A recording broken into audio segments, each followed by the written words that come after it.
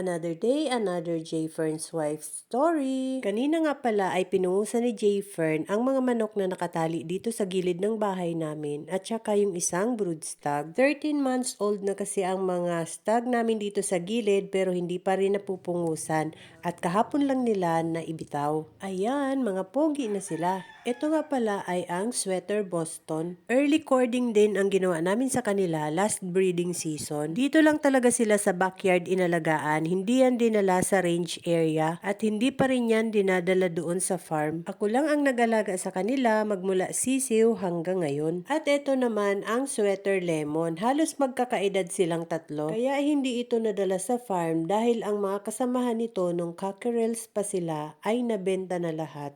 Sila lang ang natira kaya dito na lang sa talian sa gilid ng bahay pinalaki. Bagsik line ang mga Sweater Lemon namin. Balak yang gawing broodcock ni J. Fern pero napungusan niya. Mahirap hawakan itong mga manok dito sa gilid dahil malalapad ang katawan. Kaya binalutan ko sila ng towel nung hinahawakan ko habang pinupungusan para hindi sila makaalpas.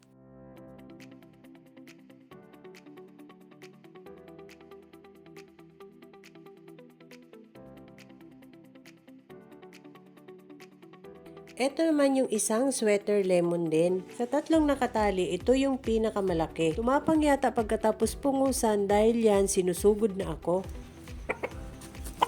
Tumatapang.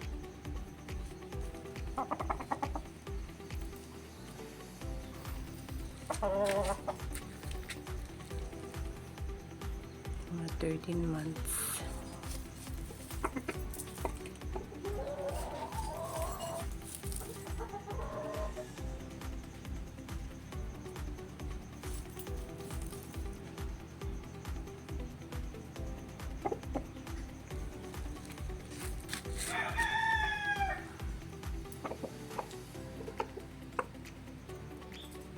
Ito naman yung isang pinungusan, Sweater Brood Stag ito. Mas bata ito kaysa doon sa tatlong nakatali sa gilid ng bahay, 9 months pa lang ito. May kasama siyang broodhen dyan sa kulungan kaya lang tumigil mangitlog ang mga broodhen kaya nasa battery cage ngayon.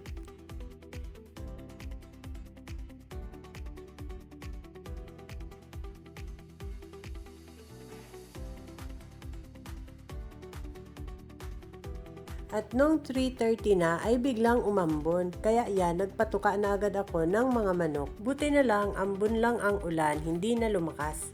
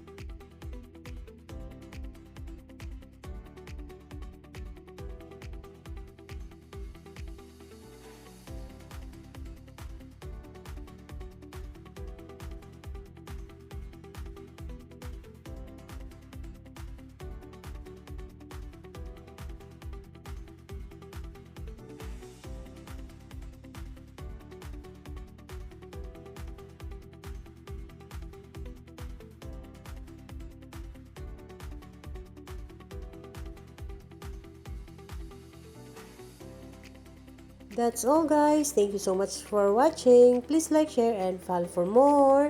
Bye!